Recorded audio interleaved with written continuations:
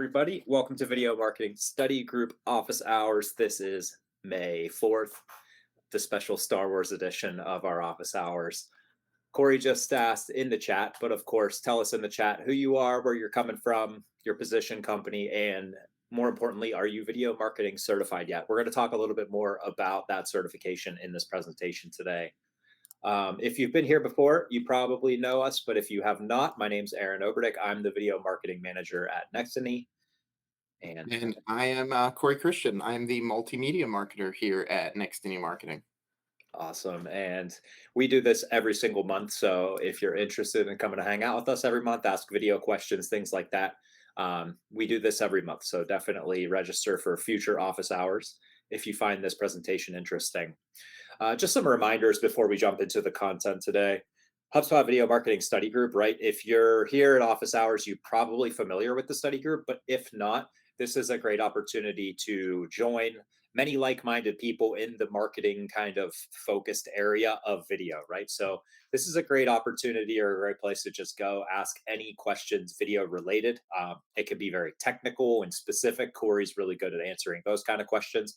And of course, if you just have like marketing video questions, this is a great opportunity to ask as well, because I think there's over now 1,300 members in this study group, and you have people asking questions, you have people giving feedback to each other, and it's a pretty good community to just go and get your questions answered from many different angles. And it's also a 24/7 situation, right? So we do these office hours, we do boot camps, and we do hugs and everything. But at the end of the day, you might have a question at that very moment, and where we're not available, right? So the study group is going to be an excellent place to pop over, ask your question, and of course, get feedback from HubSpot people, Corey and I, as well as other members in that group. So definitely join the group if that sounds interesting.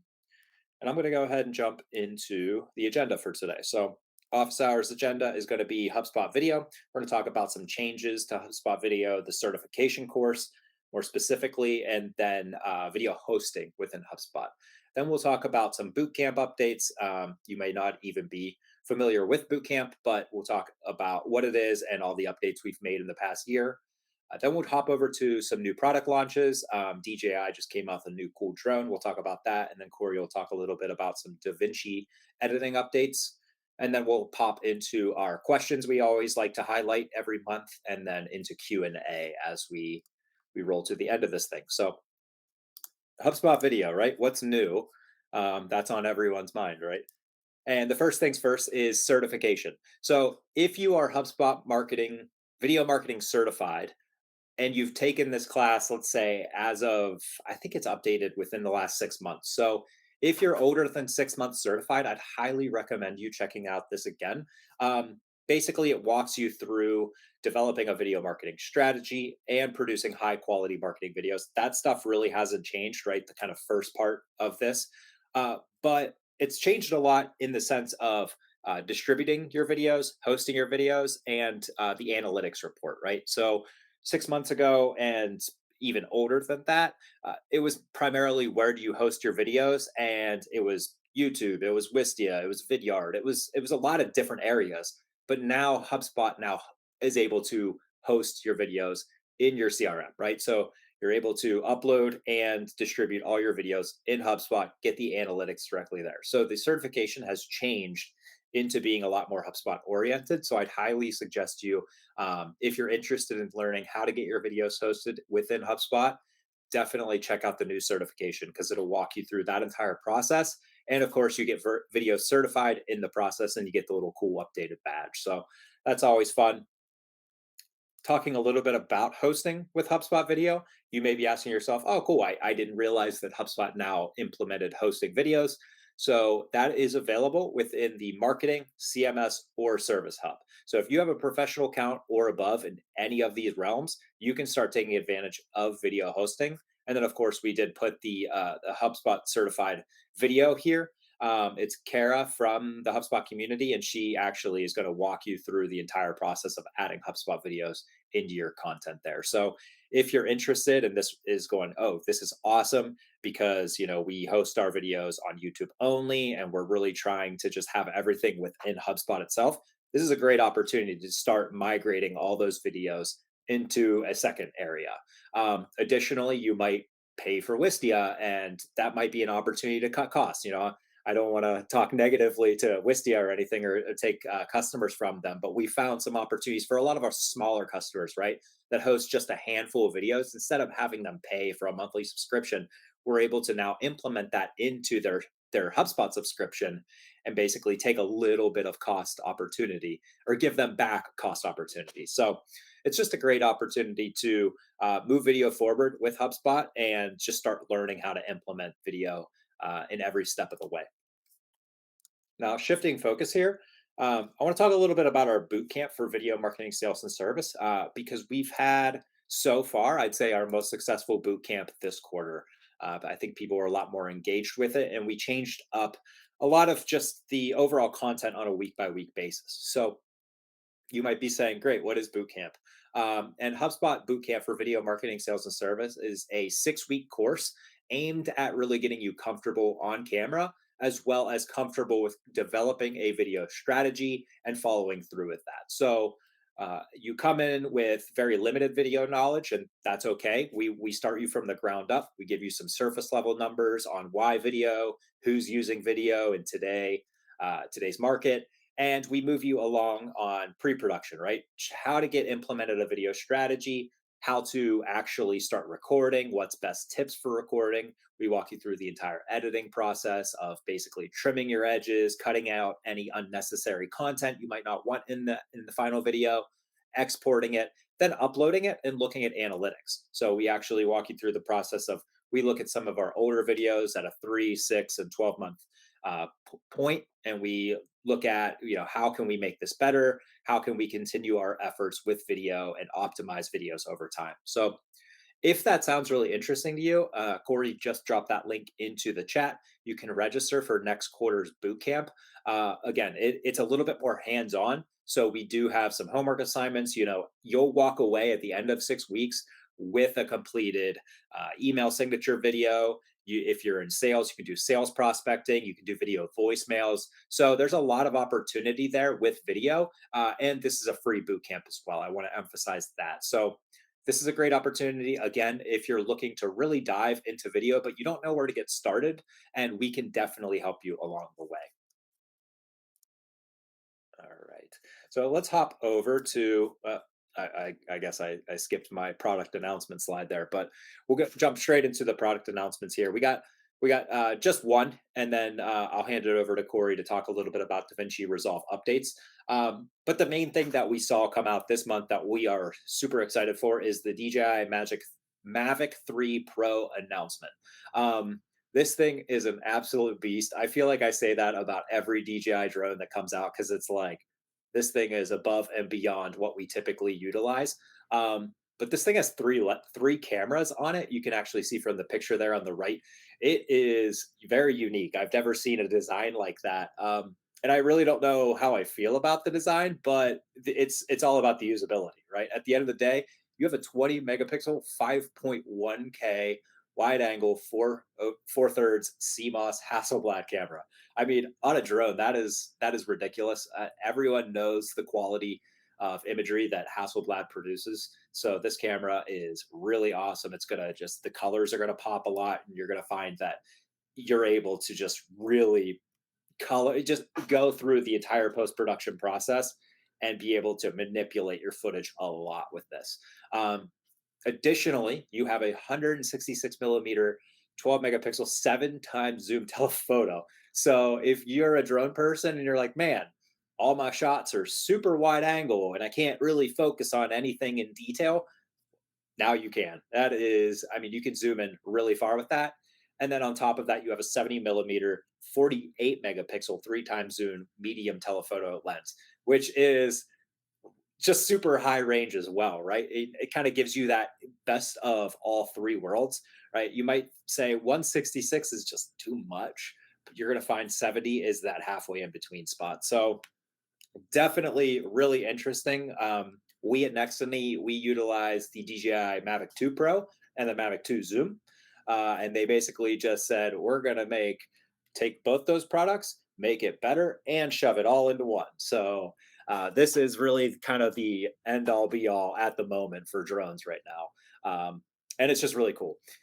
Omnidirectional obstacle sensing. You try to fly this thing into a brick wall, forward, backward, sideways, and it's got cameras everywhere around it that will stop it.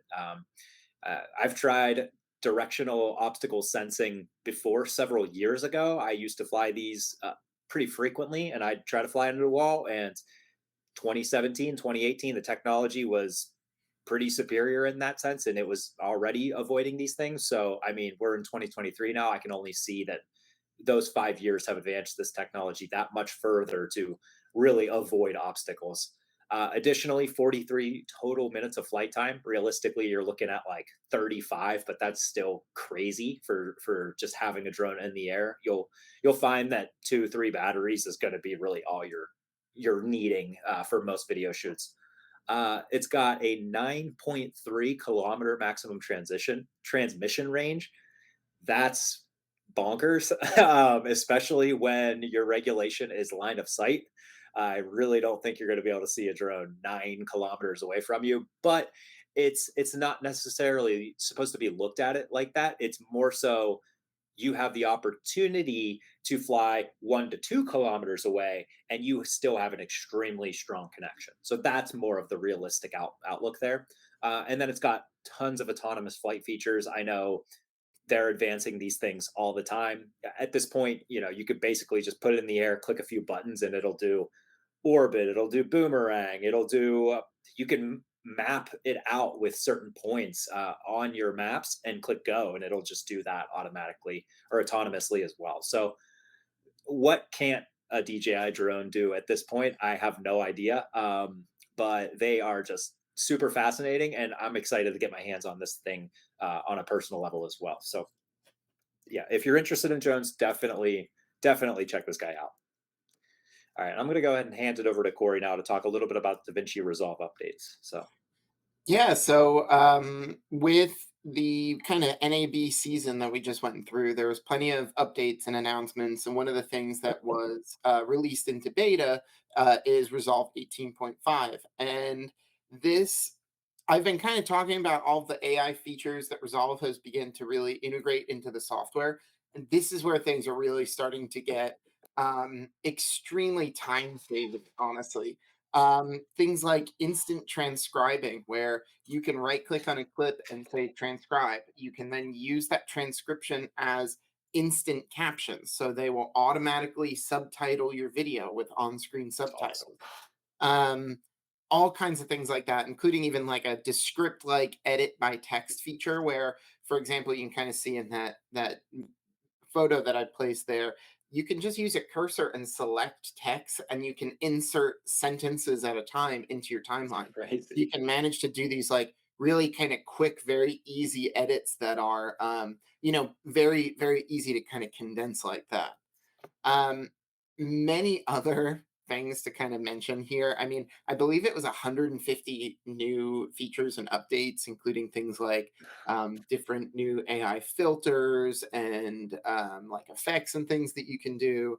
But probably one of the most kind of time saving things that I've seen has to do with the keyframing. There's not necessarily any real name for it in particular. I've seen it called smart keyframing and things like that, but it's this kind of intelligent keyframing system that you can now keyframe in the edit page with a keyboard shortcut. And while you are playing the video, Resolve will kind of look and see where it thinks those keyframes need to be and will kind of adjust your keyframes for you. So for things like dipping down audio for music or things like, making those adjustments like that, you can literally just kind of tap a few keyboard shortcuts and Resolve will be making those adjustments and lining things up to the waveform for you, which is incredible. Including things like if you make an adjustment on one clip and you move to the next clip and you make a keyframe, it's going to say, hey, your last keyframe, you zoomed in, you cropped it, you moved it this way. I'm going to assume you wanted to do that again. And you can just recall the same keyframe you applied on the last clip, which is like such a silly time saving thing. Like, Sure, I could go and I could copy it, and then I could find the clip, and I can right click, and I can say paste attribute, and like I can do all these things, but they're offloading so many tools to like quick shortcuts and just recalling what they kind of assume you're going to need.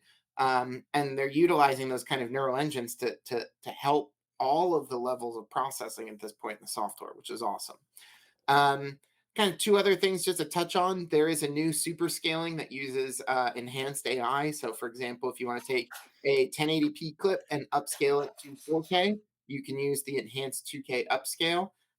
That will go ahead and not only reduce the noise, but also sharpen your image. And you can kind of adjust those to where it looks really, honestly, quite amazing. And one of the cooler tools that is just kind of one of those things you have to see. So we'll throw some links in the follow up email. The AI relight tool, you can actually basically place a an AI light source in your frame. It will analyze the scene and try to tell where fall off is happening and give you a general sense of depth in the image, and then you can move that light source in a 3D space and actually kind of tell where it's shining from. So if I want light to come from behind someone, but I don't want it to shine on the backdrop, or I want light to be on the person inside of a vehicle, but not on the background outside of it, you can specifically very intelligently grade things using these like 3D AI enhanced tools that are actually making a really complex operation a few quick clicks, which is awesome, and it's super super time saving. So it's kind of a lot of AI assisted features like that. I mean, there's tons of other things. There's some TikTok export, vertical export, direct publishing features and things like that. There's a ton of different stuff, but the AI updates in general in this one are going to make a lot of people's world very easy. That transcribe and captioning, automatic subtitling in itself is that's super. That's so much easier from an accessibility standpoint. Mm. That's a good point. And I like that you said accessibility because I know that was a pretty big emphasis for video in 2022. Just Yeah. getting subtitles going because we all know how many people just scroll through social media and videos automatically essentially play now in your timeline. So, but audio might not necessarily start. So, having those subtitles is crucially important to just keeping engagement for people watching social posts. So, I like that you mentioned that. All right, I'm gonna hop over to questions from the study group and boot camps, and I actually like of course I set this up perfectly for you, Corey. Are there any new AI tools I can take advantage of when diving into the video world? So, I mean, you just spoke to it, right? That's DaVinci specific, but we're seeing it across the board, right? Adobe's implementing some AI tools. Even Descript utilizes AI for voice enhancements. They're using for overdub, where they can literally recreate your voice after you read an entire script out. And it used to be even like you had to read their very specific script so you would say all the little nuanced words that they need to pick up, but now AI technology enhancing has basically you just ingest x amount of time of your voice into it and it'll just say okay we got your voice. That's really exciting or kind of scary in both senses there, but yeah, I'll tell you what, that AI relight thing is really mind boggling to me because I mean, when as videographers have we been in a situation where you go, man, just the especially outside, outdoors, where your lighting is dynamically changing literally every second. The sun is moving, clouds are moving, things are shifting at all given times. And so it's the ability to potentially like add in artificial intelligent lighting into a shot where let's say your subject you don't have particularly lit up because it's an overexposed day, right? It's going to become crucially important to just click a button and it solves all your problems and it's like man where was this technology literally my whole life before this? So I'm Yeah, really excited about the movements, but yeah, I'll let you go ahead and yeah, continue. I was just gonna say, I mean, there's so many other things as well. Like this is just the production side of it. There's also from a pre-production standpoint, just ChatGPT even just Yeah. for helping us create scripts and briefs and things like that. Like there's a lot of tools that are out there. Even things like synesthesia. Like I get it, sure, maybe you don't want to create a model of a person that's speaking, but there are some like AI based, like context based B roll tools and things like that coming out. Like, Mhm. there's just so many different interesting things that I mean, at this point, think of something that you're having an issue with and type AI, and you might find some type of plugin or some type of new feature that is going to start solving those issues. There's Yeah. already AI based like um, uh, color, like kind of pre-coloring and like adjustments like that in the software, masking and smart masking, and like just all different kinds of post production, but every stage of the process as well just has, I think, a lot of benefit from AI at this point, which is Yeah. amazing. Absolutely. That's a good point too with the pre-production side, right? Because we've started to kind of dabble into the sense of then this is great if you're doing video for your agency and you have clients who are looking to kind of enhance their videos or just get more video in general, right? But you're struggling with the video concept part, you're trying to come up with ideas. Take a look at the best performing blogs that those people have. Go back and find top 5 blogs and understand what are people reading and ingesting in this kind of lane. And then once you find those numbers, the traffic's there on a blog. Okay, cool. Tell ChatGPT to take that blog and turn it into a video script. Boom. Now you can say, adjust this to 3 minutes of a video script, right? And it'll strip out some parts. It might make it, but it'll come up with an actual 3-minute video script.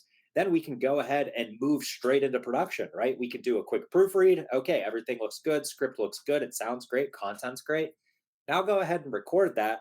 Now add it to that blog, right? So you're adding a complimentary video to the blog page. That's going to enhance time on page. That's going to give another person a different experience to also, instead of reading the blog, they can essentially watch the blog, right? And a lot of more people are directly clicking on videos over blogs, right? People are just in an overall sense are engaging with video more than any type of media on the web. So really interesting tools, AI tools that you can utilize in pre-production and post-production. And I'm excited to see what happens even in that production stage and what AI is going to accomplish with us there. So, um, all right. Well, I want to go ahead and just ask everyone who is here and attending and viewing here if you have any questions, please let us know in the chat, right? We always talk about the study group. I mentioned that at the beginning of this session. So if you're not part of the study group, definitely go check out the study group and we'll go ahead and put it into Q&A mode. So if you guys do have questions, now is the time. You're welcome to come on video off mute and ask questions. You can also just throw it in the chat. Um, but yeah, we're in Q&A. And while we wait here, if we don't have any questions come in, um, I'm really curious to see where AI tools will come in the sense of production. Like we're seeing these tools like Dolly, right, where they're able to like spit an image out where I want two astronauts on the moon, but I want them to be teddy bears, and I want it in Jackson Pollock style, like a drip technique, and it'll spit out like basically that exact thing, right? It's just an incredible piece of technology, and you're like, when are we going to get to the point where it's like, all right, great, the Mavic 3 Pro is a beautiful drone, but I could just tell this machine that I want an aerial of Sarasota Ringling Bridge, and it just kind of spits out an aerial of that. So yeah, it's I don't know. It's half and half. I'm on the fence about it for sure. I think utilizing it as a tool again to enhance production, and like, I mean, how hard or costly is it to go out and get a drone shot of the Ringling Bridge? Right. That's an easy shot, but like, maybe it's cost prohibitive of you to go to your client in another state or something like that, and you can feed it some photos, and you can do kind of an animated fly-in using something like a Google Earth, or like there. I'm sure that there's ways to utilize it to enhance production, right? Mhm. And there's ways to cheat, I guess is the way to Right. put it. And you're always going to have both. Just like, do a Google search right now. 5 of the top results are going to be written by a robot, and it's not going to have anything to do with what you were looking for, you know. It's just kind of the nature of the internet right now, and kind of just everything is that we need to be more discerning in general of the fact that a lot of the media and things that we are consuming is going to be AI produced Yeah, kind of moving forward. absolutely. Well, let's hope that the Hollywood writer's strike ends soon.